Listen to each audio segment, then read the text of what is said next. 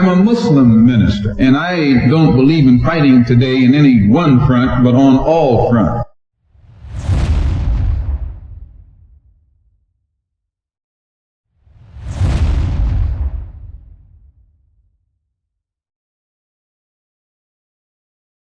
Mr. Moderator, Reverend Clee, Milton, brothers and sisters, friends, and I see some enemies. In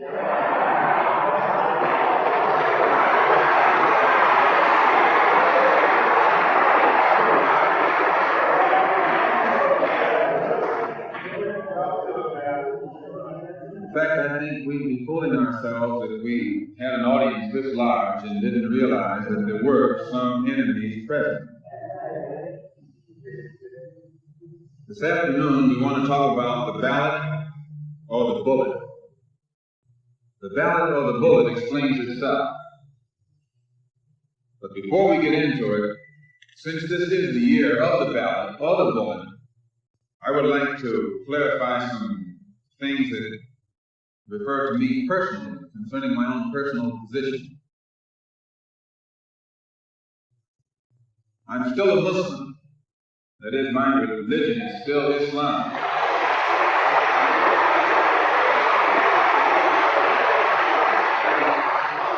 My religion is still Islam. I still credit Mr. Muhammad for what I know and what I am. He's the one who opened my eyes.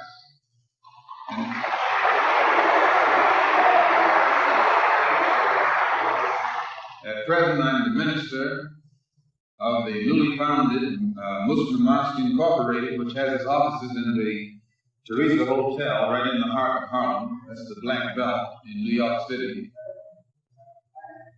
And when we realize that Adam Clayton Powell is a Christian minister, he has Abyssinia Baptist Church, but at the same time he's more famous for his political struggle. And Dr. King is a Christian minister from Atlanta, Georgia, but he's become more famous for being involved in the civil rights struggle. There's another in New York, Reverend Delamison. I don't know if you've heard of him out here. He's a Christian minister from Brooklyn, but has become famous for his fight against the segregated school system in Brooklyn. Reverend Clee, right here, he's a Christian minister here in Detroit. He's the head of the Freedom Now Party. All of these are Christian ministers.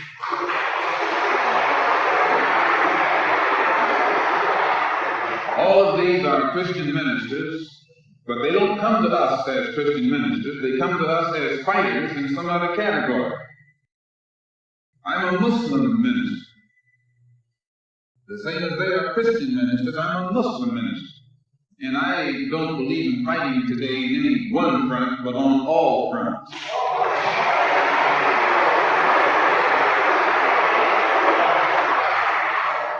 In fact, I'm a black nationalist freedom fighter.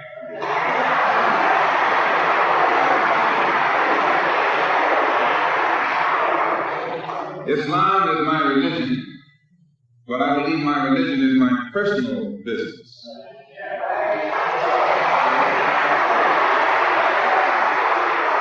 It governs my personal life, my personal morals, and my religious philosophy is personal between me and the God in whom I believe, just as the religious philosophy of these others is between them and the God in whom they believe. And this is best this way. Were we to come out here discussing religion, we'd have too many differences from the outside, and we could never get together. So today, though Islam is my religious philosophy, my political, economic, and social philosophy is black nationalism. You and I...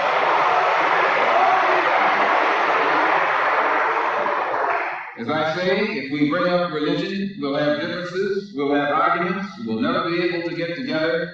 But if we keep our religion at home, keep our religion in the closet, keep our religion between ourselves and our God, but when we come out here, we have a fight that is common to all of us against the enemy who is common to all of us.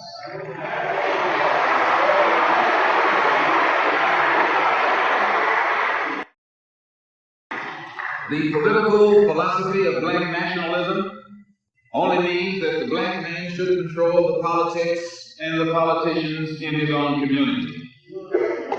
The time when white people can come in our community and get us to vote for them so that they can be our political leaders and tell us what to do and what not to do is long gone.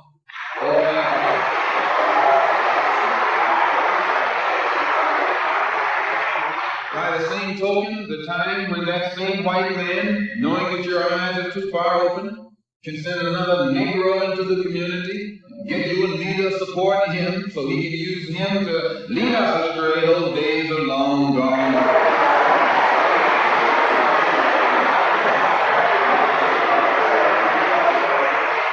The political philosophy of black nationalism only means that if you and I are going to live in a black community, and that's where we're going to live, because as soon as you move into one of their, as soon as you move out of the black community into their community, it's mixed for a period of time, but they're gone, and you're right there all by yourself.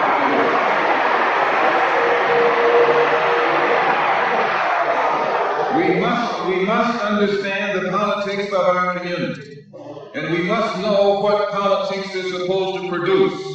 We must know what part politics play in our lives. And until we become politically mature, we will always be misled, led astray, or deceived or maneuvered into supporting someone politically who doesn't have the good of our community at heart. So the political philosophy of black nationalism only means that we will have to carry on a political program of re-education to open our people's eyes, make us become more politically conscious, politically mature. And then we will, whenever we get ready to cast our ballot, that ballot will be cast for a man of the community who has the good of the community at heart.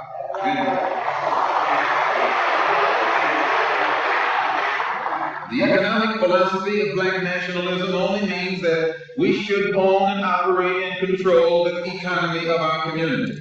You would never find, you can't open up a black store in a white community. White man won't even patronize you.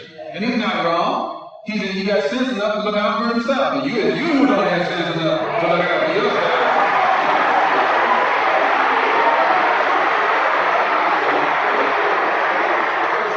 The white man is too intelligent to let someone else come and gain control of the economy of his community. But you will let anybody come in and control the economy of your community. Control the housing, control the education, control the jobs, control the businesses under the pretext that you want to integrate. No, you're out of your mind.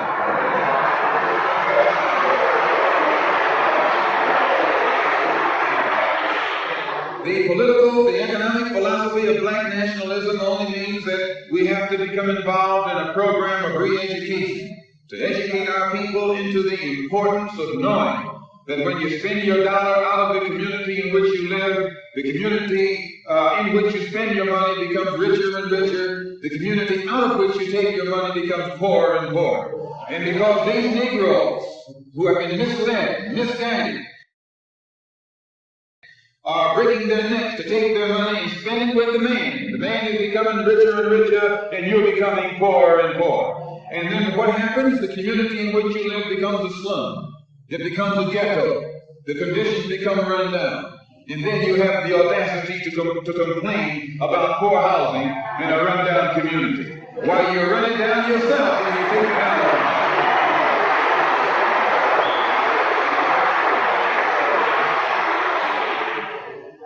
And you and I are in a double track, because not only do we lose by taking our money someplace else and spending it, when we try and spend it in our own community, we're trapped because we haven't had sense enough to set up stores and control the businesses of our community.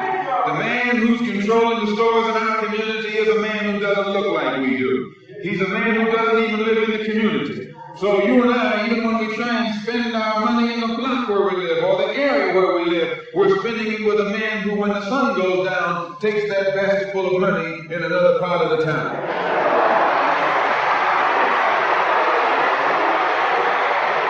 So we're trapped, double trapped, triple trapped.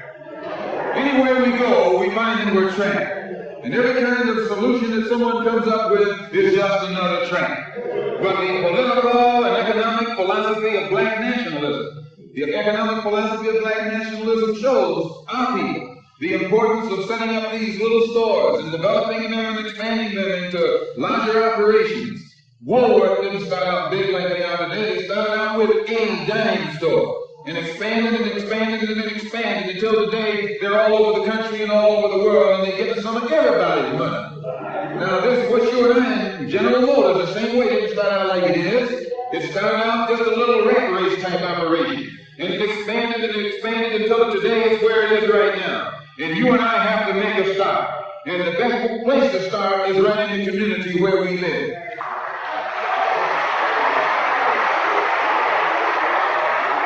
So our people not only have to be re-educated to the importance of supporting black business, but the black man himself has to be made aware of the importance of going into business. And once you and I go into business, we own and operate at least the businesses in our community. What we will be doing is developing a situation wherein we will actually be able to create employment for the people in the community. And once you can create some employment in the community where you live, it will eliminate the necessity of you and me having to act ignorantly, disgracefully, boycotting and picketing some cracker someplace else, trying to beg him for a job.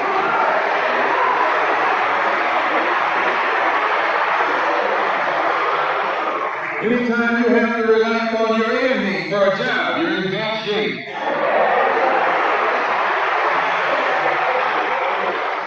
He is your enemy. Anytime, you wouldn't be in this country if some enemy hadn't kidnapped you and brought you here.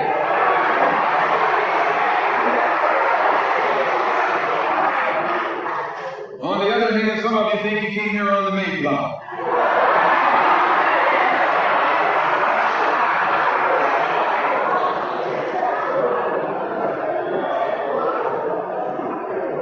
So as you can see, brothers and sisters, today, this afternoon, is not our intention to discuss religion.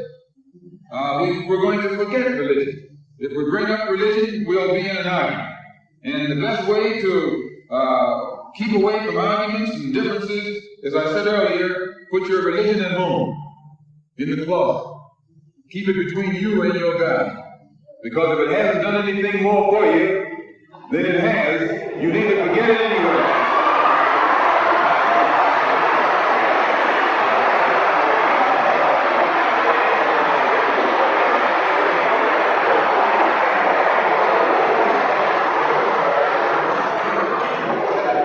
Whether you are a Christian or a Muslim or a nationalist, we all have the same problem. They don't hang you because you're a Baptist, they hang you because you're black.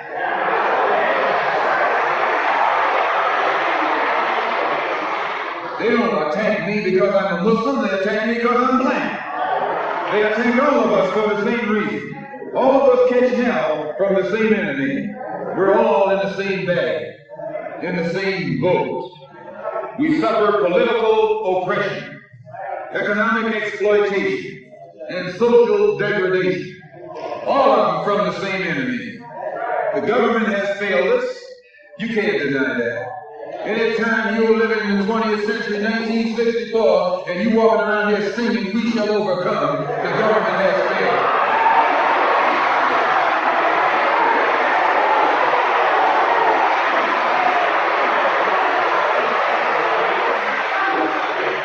This is part of what's wrong with you. You do too much singing.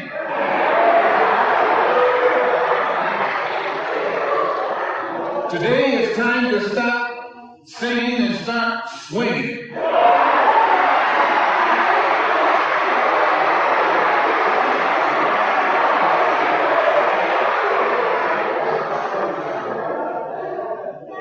You can't sing up on freedom, but you can swing up on some freedom.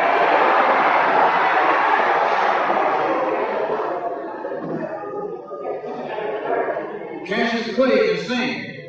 But singing didn't help him to become the heavyweight champion of the world. Swinging helped him.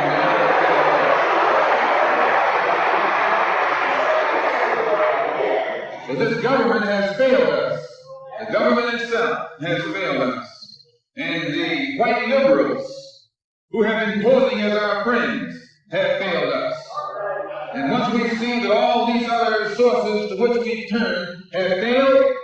stop turning to them and turn to ourselves. We need a self-help program. Do it yourself philosophy. Do it right now philosophy. It's already too late philosophy. This is what you and I need to get with. And the only way we're going to solve our problem is with a self-help program. Before we can get a self-help program started, we have to have a self-help philosophy. Black nationalism is a self-help philosophy. What's so good about it, you can stay right in the church where you are and still take black nationalism as your philosophy. You can stay in any kind of civic organization that you belong to and still take black nationalism as your philosophy. You can be an atheist and still take black nationalism as your philosophy. This is a philosophy that eliminates the necessity for division and argument. Because if you're black, you should be thinking black. And if you're black and you're not thinking black at this late date, well, I'm sorry for you.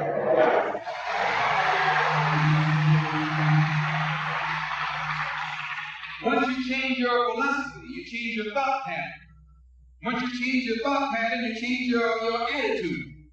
Once you change your attitude, it changes your behavior pattern. And then you go on into some action.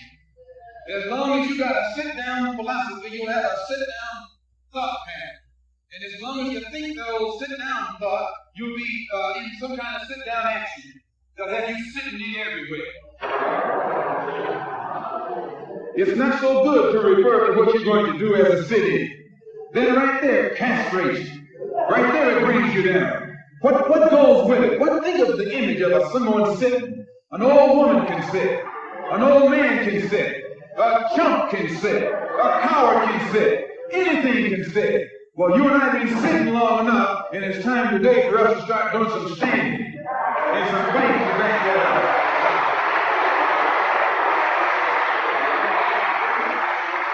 When we look at other parts of this earth upon which we live, we find that black, brown, red, and yellow people in Africa and Asia are getting their independence. They're not getting it by singing, "We shall overcome." No, they're getting it through nationalism. It is nationalism that brought about the independence of the people in Asia. Every nation in Asia gained its independence through the philosophy of nationalism. Every nation on the African continent that has gotten its independence brought it about through the philosophy of nationalism. And it will take black nationalism to bring about the freedom of 22 million Afro-Americans here in this country where we have suffered colonialism for the past 400 years.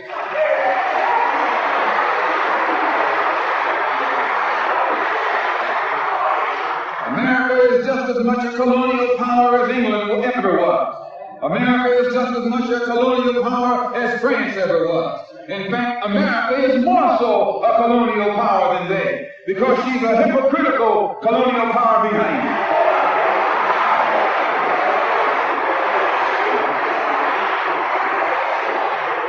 What is 20th? What do you call second-class citizenship? Why, that's colonization. Second-class citizenship is nothing but 20th century slavery. How are you going to tell me you're a second-class citizen?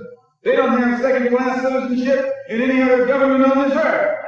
They just have slaves and people who are free. Well, this country is a hypocrite. They try and make you think they set you free by calling you a second-class citizen. No, you're nothing but a 20th century slave.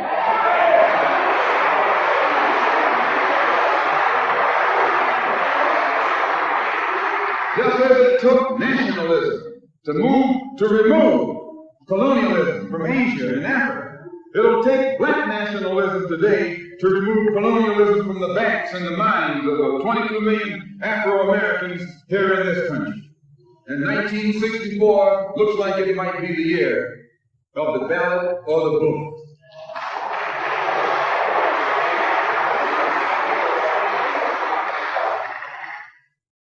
Why does it look like it might be the year of the ballot or the bullet? Because Negroes have listened to the trickery and the lies and the false promises of the white man now for too long. And they're fed up. They've become disenchanted. They've become disillusioned. They've become dissatisfied.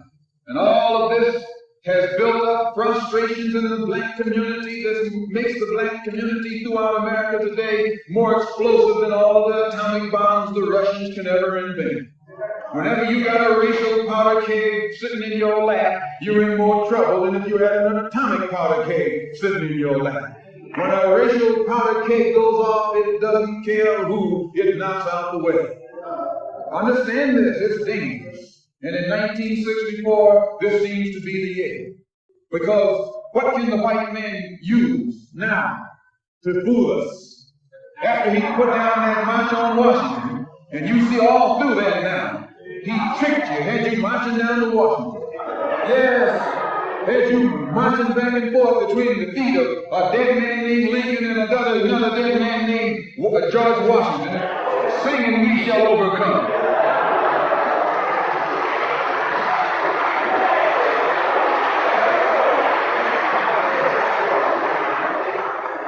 He made a chump out of it. He made a fool out of it. He made you think you were going somewhere, and you ended up going nowhere but between Lincoln and Washington. So today our people are disillusioned. They become disenchanted. They become dissatisfied. And in their frustrations, they want action. And in 1954, you see this young black man, this new generation, asking for the book, ballot or the bullet. That old Uncle Tom action is outdated. The young generation don't want to hear anything about the odds are against us. What do we care about odds?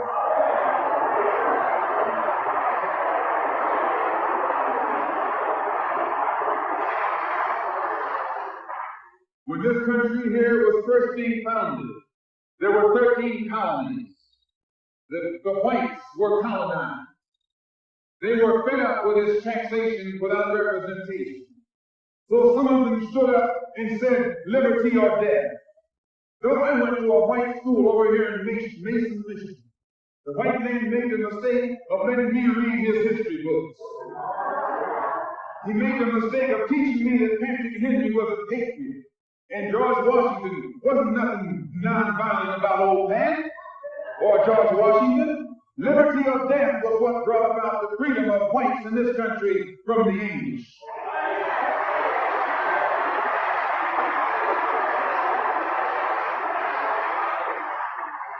They didn't care about the odds while they faced the wrath of the entire British Empire. And in those days, they used to say that the British Empire was so vast and so powerful when the sun would never set on. This is how big it was. Yet these 13 little scrawny states, tired of taxation without representation, tired of being exploited and oppressed and degraded, told that big British Empire, liberty or death. And here you have 22 million Afro-American black people today catching more hell than Patrick Henry ever saw.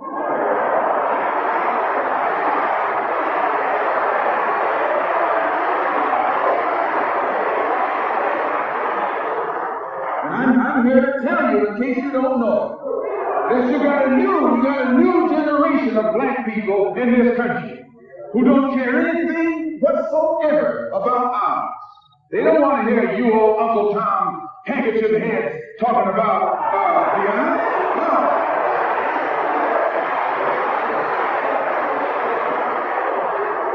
This is a new generation. If they're going to draft these young black men and send them over to Korea or South Vietnam to face 800 million Chinese,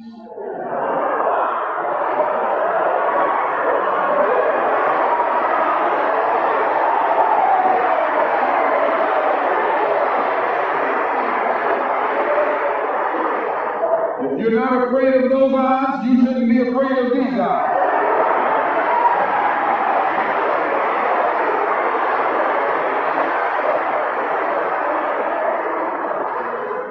Why does this loom to be such an explosive political year? Because this is the year of politics. This is the year when all of the white politicians are going to come into the Negro community. You never see them until election time. You can't find them until election time. They're going to come in with false promises. And as they make these false promises, they're going to feed our frustrations. And this will only serve to make matters worse. I'm no politician. I'm not even a student of politics. I'm not a Republican, nor a Democrat, nor an American. And got sense enough to know.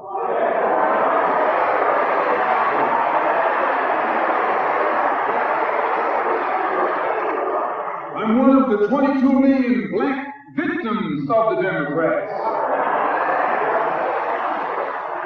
One of the 22 million black victims of the Republicans, and one of the 22 million black victims of Americanism.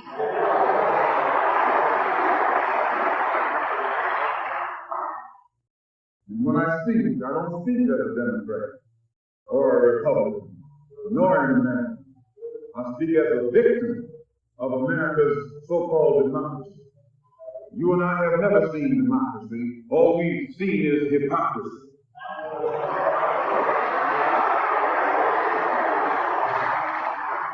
When we open our eyes today and look around America, we see America not through the eyes of someone who has enjoyed the fruits of Americanism. We see America through the eyes of someone who has been the victim of Americanism. We don't see any American dream. We've experienced only the American nightmare. We haven't benefited from America's democracy. We've only suffered from America's hypocrisy. And the generation that's coming up now can see it. And I'm not afraid to say it. If you go to jail, so what? If you're black, you were born in jail.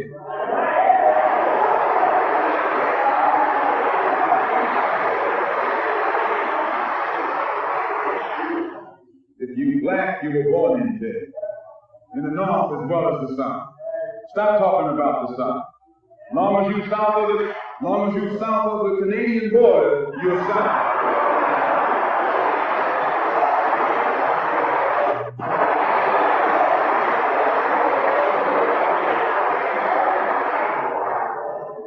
Don't call Governor Wallace a Dixie governor. Romney is a Dixie governor.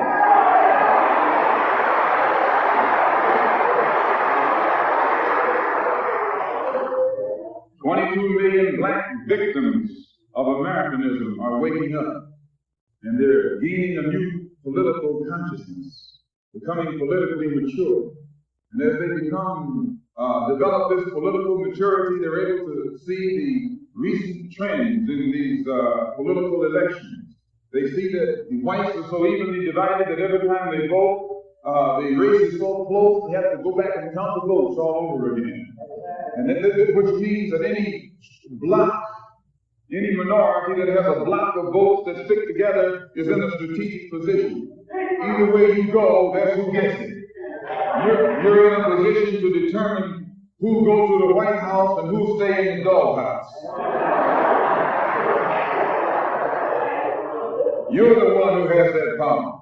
You can keep Johnson in Washington, D.C., or you can send him back to his Texas cotton patch.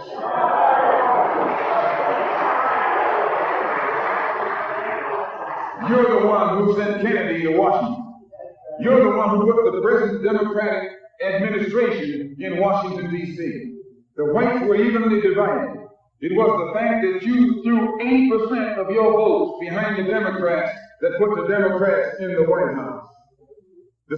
When you see this, you can see that the Negro vote is the key factor. And despite the fact that you are in a position to be the determining factor, what do you get out of it? The Democrats have been in Washington, D.C. only because of the Negro vote. They've been down there 4 years.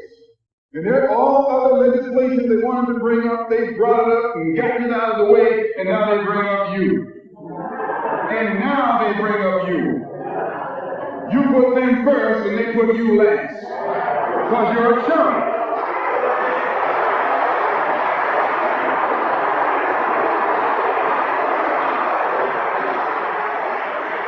A political chump.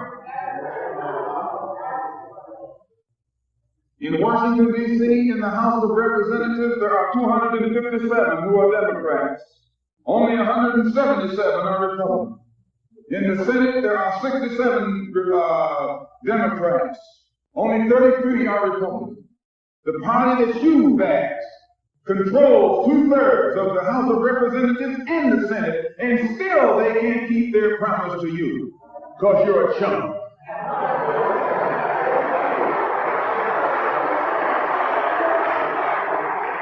Anytime you throw your weight behind a political party that controls 2/3 of the government, and that party can't keep the promise that it made to you during election time, and you're dumb enough to walk around continuing to identify yourself with that party, you're not only a chump, but you're a traitor to your race.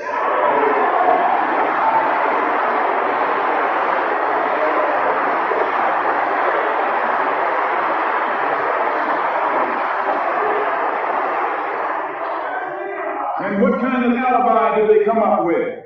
They try and pass the buck to the Dixiecrats. Now, back during the days when you were blind, deaf, and dumb, ignorant, politically immature, naturally you went along with that. But today, as your eyes come open and you develop political maturity, you're able to see and think for yourself.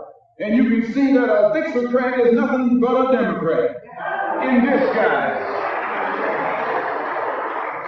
You look at the structure of the government that controls this country. It's controlled by 16 senatorial committees and 20 congressional committees. Of the 16 senatorial committees that run the government, 10 of them are in the hands of Southern segregationists. Of the 20 congressional committees that run the government, 12 of them are in the hands of Southern segregationists. And they're going to tell you and me that the South lost the war.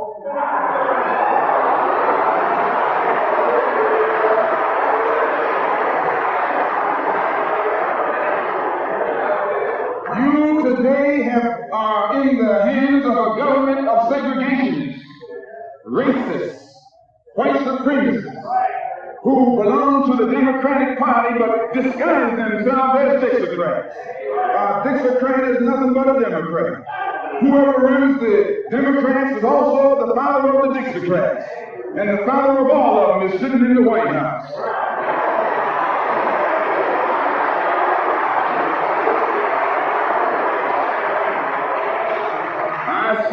I say it again.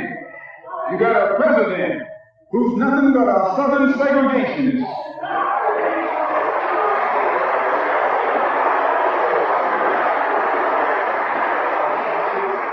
From the state of Texas. They'll lynch you in Texas as quick as they'll lynch you in Mississippi.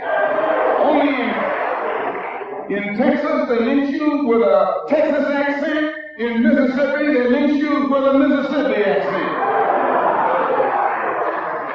And the first thing the cracker does when he comes in power, he takes all the Negro leaders and invites them for a coffee to show that he's all right. And those Uncle Toms can't pass up the coffee.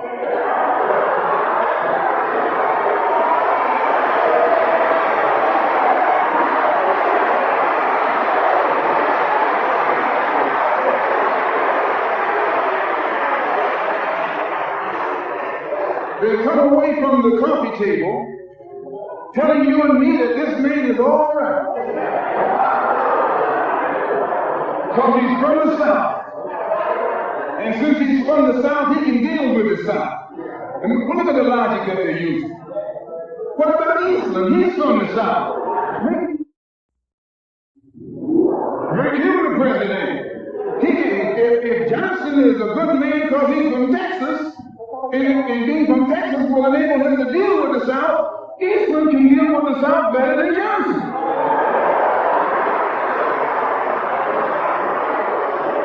Oh, I say, you've been misled. You've been had. You've been took.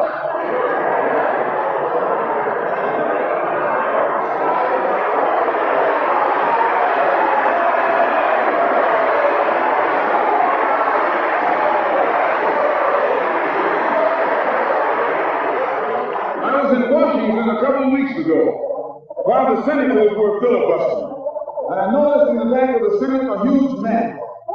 And on this map, it showed the distribution of Negroes in America.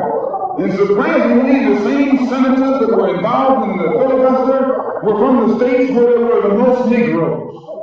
Why are they filibustering the civil rights legislation? Because the civil rights legislation is supposed to guarantee voting rights to Negroes in those states. And those senators from those states know that if the Negroes in those states can vote, those senators are down the drain.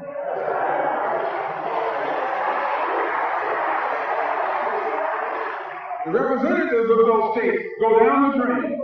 And in the Constitution of this country, it has a stipulation wherein whenever the rights, the voting rights of the people in a certain district are violated, then the representative who's from that particular district, according to the Constitution, is supposed to be expelled from the Congress.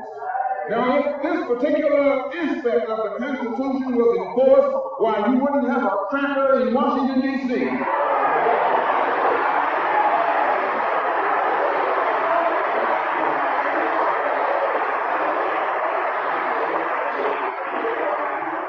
But what will happen when you expel the Dixiecrat, you're expelling the Democrat. When you destroy the power of the Dixiecrat, you're destroying the power of the Democratic Party. So how in the world can the Democratic Party in the South actually side with you in sincerity when all of its power is based in the South? These Northern Democrats are in cahoots with the Southern Democrats.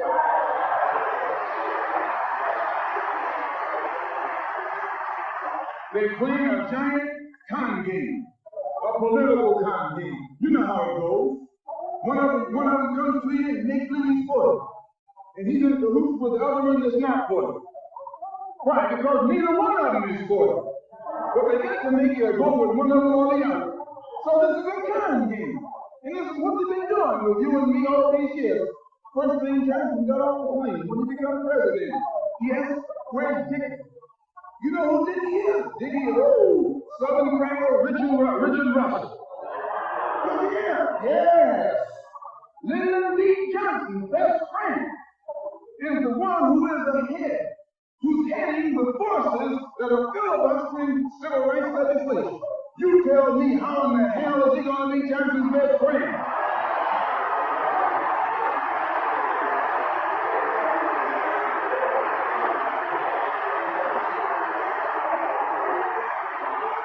How can Johnson be his friend and your friend too? No, that man is too tricky. Especially if his friend is still old Dickie.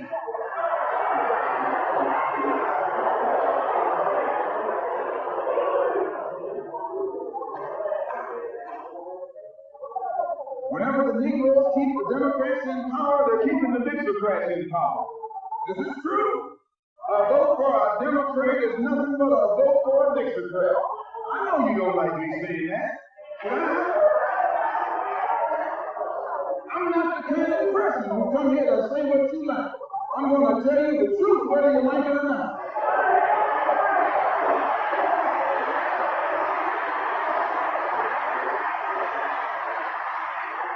Up here in the North, you have the same thing. The Democratic Party don't do it. They don't do it that way. They got a thing that they call gerrymandering. They maneuver you out of power. Even though you can vote, they fix it so you're voting for nobody. They got you going and coming. In the South, they're outright political wars. In the North, they're political foxes. A fox and a wolf are both canine. Both belong to the dog family.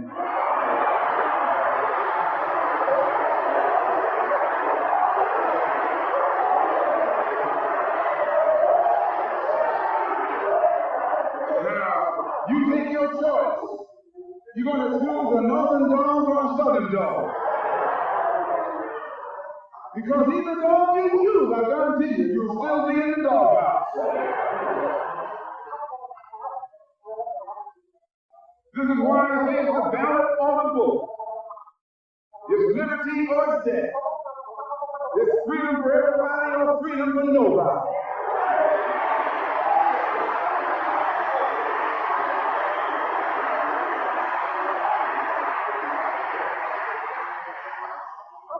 America today finds herself in a unique situation. Historically, revolutions are bloody. Oh yes, they are. They have never had a bloodless revolution or a nonviolent revolution. That don't happen even in Hollywood.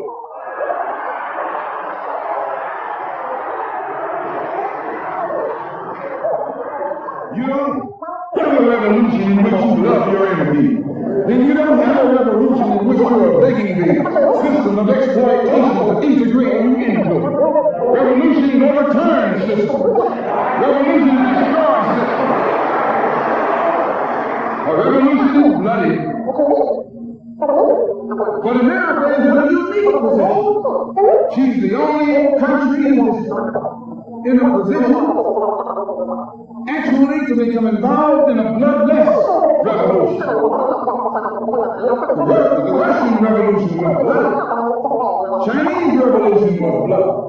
French Revolution was bloody. Cuban Revolution was bloody.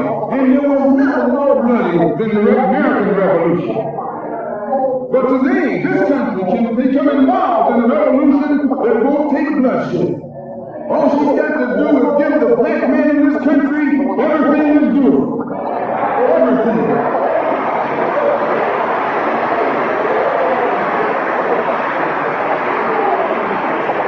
I hope that the white man can see this. Because if you don't see it, you're finished. If you don't see it, you're going to become involved in some action in which you don't have a chance. We don't care anything about your atomic bomb. It's useless. Because other countries have atomic bombs. When 2 or 3 different countries have atomic bombs, nobody can use it. So it means that the white man today is without a weapon. If you want some action, you gotta come on down to earth. And there's more black people on earth than there are white people.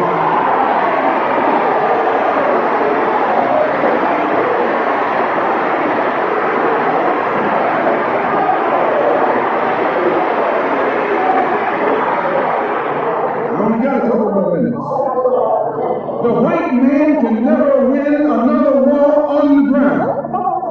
His days of war victory, his days of background victory, oh, can I prove it? Yes. Take all the action that's going on this earth right now that he's involved in. Tell me where he's winning. Nowhere. There's some race bombs, some race heaters.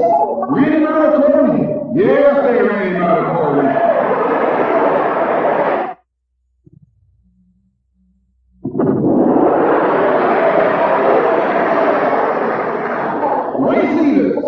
With nothing but gym shoes and a rifle and a bowl of ice. Took him and his tanks and his napalm and all that other action he's supposed to have and ran him across the yellow. Why? Because the day that he can win on the ground is past. Up in French Indochina, those little peasants, race wars, took on the might of the French army and ran all the Frenchmen. You remember in their group?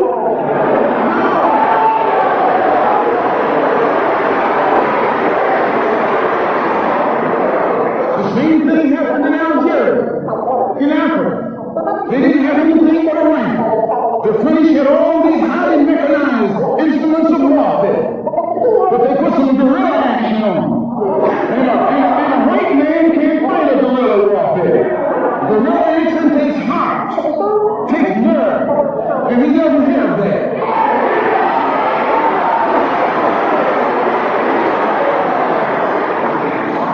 He's brave when he's got tanks.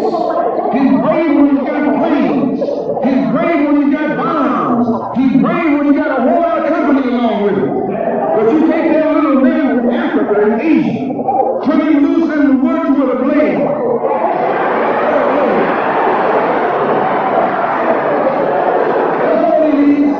All he needs is a blade. And when the sun comes down, goes down, and it's dark, it's even to see.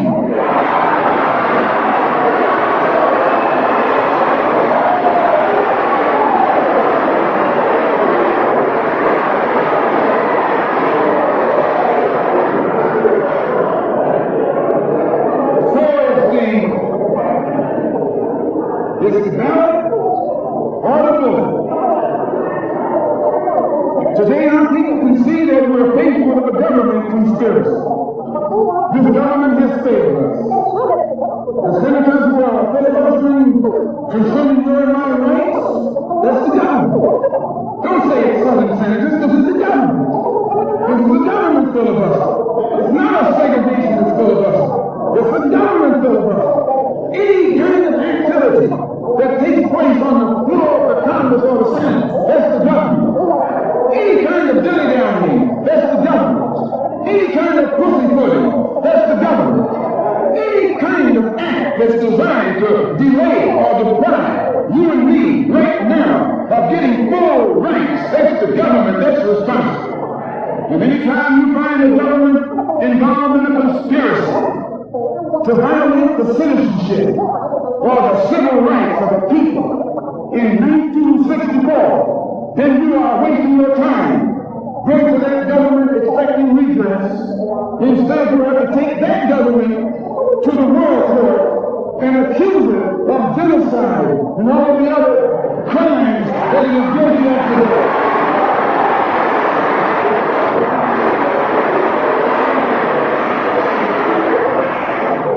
So those of us whose political, economic, and social philosophy is black nationalism have become involved in the civil rights struggle. We have injected ourselves into the civil rights struggle, and we intend to expand it from the level of civil rights to the level of human rights. As long as you fight it on the level of civil rights, you're under Uncle Sam's jurisdiction. You're going to his court expecting him to correct the problem. He created the problem. He's the criminal. You don't take your case to the criminal, you take your criminal to court.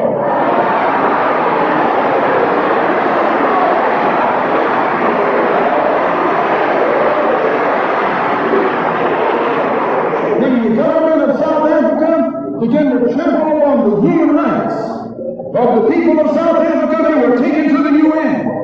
When the government of Portugal began to trample on the rights of our brothers and sisters in Angola, it was taken before the UN. Well, even the white man took the Hungarian question to the UN, and just this week, Chief Justice Goldberg was crying over 3 million Jews in Russia about their human rights, charging Russia with violating the UN Charter because of its mistreatment of the human rights of Jews in Russia. Now you tell me, how can the plight of everybody on this earth reach the halls of the United Nations when you have 22 million Afro-Americans whose churches are being bombed? Whose little girls are being murdered? Whose leaders are being shut down in broad daylight? Now you tell me why the leaders of this struggle have never been.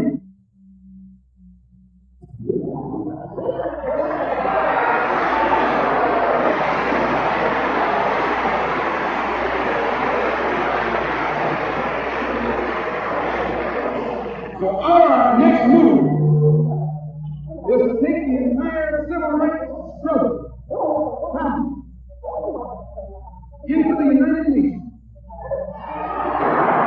And let the world see that Uncle Sam is guilty of violating the human rights of 22 million Afro-Americans right down to the year 1964, and still have the audacity or the nerve to stand up and represent himself as the leader of the free world.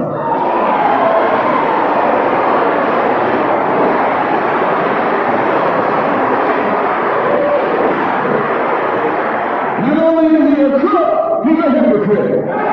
Here he is standing up in front of other people, Uncle Sam, with the blood of young men, mothers, and fathers on his hands, with the blood dripping down his jaws like a bloody jar of wood.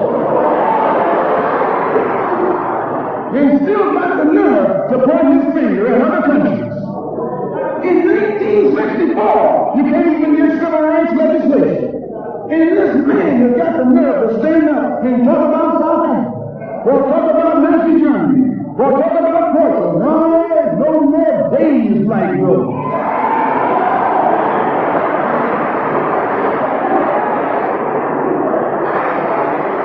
So I say in my conclusion, the only way we're going to solve it, we got to unite.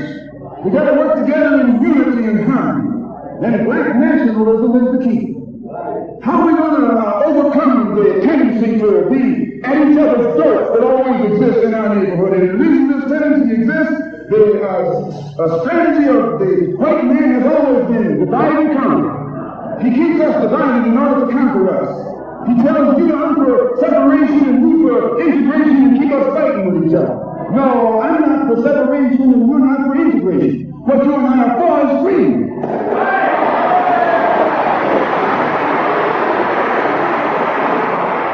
Only you think that integration will get you freedom. I think separation will get me freedom. We both got the same objective. We just got different ways of getting at it. So I studied this man, Billy Graham, who preaches white nationalism. That's what he preaches.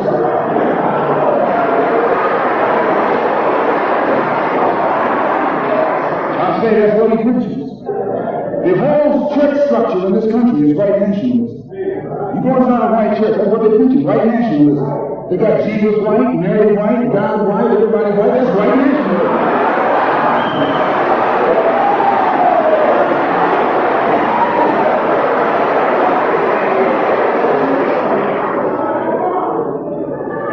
So what he does, the way he circumvents the jealousy and envy that he ordinarily would incur among the heads of the church. Whenever you go into an area where the church already is, you're going to run into trouble. Because they got that thing, what they call it, syndicated. So they got a syndicate, just like the racketeers have. I'm going to say what's on my mind, because the churches already, the preachers already proved to you that they got a syndicate.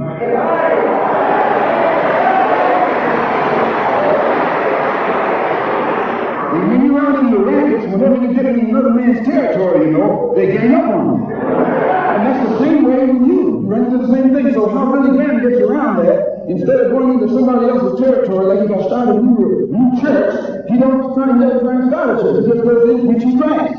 And he says everybody who believes in him will go wherever he finds him. So this helps all the churches, and so since it helps all the churches, they don't fight him. Well, we're going to do the same thing, only our gospel is black nationalism. His gospel is white nationalism, our gospel is black nationalism. And the gospel of black nationalism, as I told you, means you should control your own, the politics of your community, the economy of your community, and all of the society in which you live should be under your control. And once you feel that this philosophy will solve your problem, go join any church where that's preached. Don't join a church where white nationalism is preached.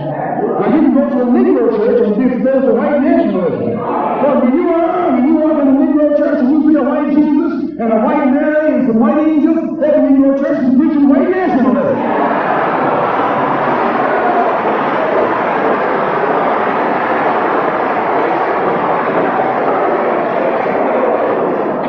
But when you go to a church and you see the pastor of that church with a philosophy and a program that's designed to bring black people together and elevate black people, join that church. Join that church. If you see where the NAACP is preaching and practicing that which is designed to make black nationalism materialize, join the NAACP. Join any kind of organization, civic, religious, fraternal, political, or otherwise, that's based on lifting the black man up and making him master of his own community.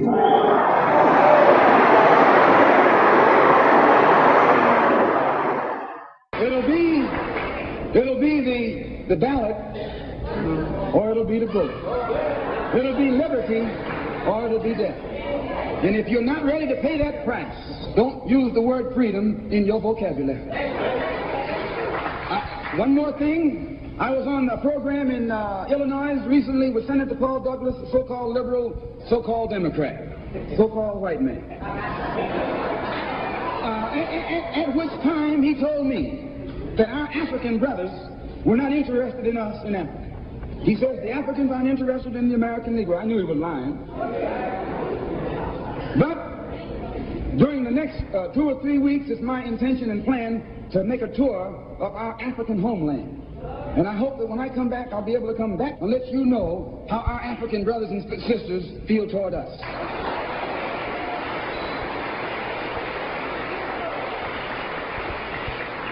And I know before I go there that they love us. We're one. We're the same. the same man who has colonized them all these years, colonize you and me too, all these years. And all we have to do now is wake up and work in unity and harmony, and the battle will be over.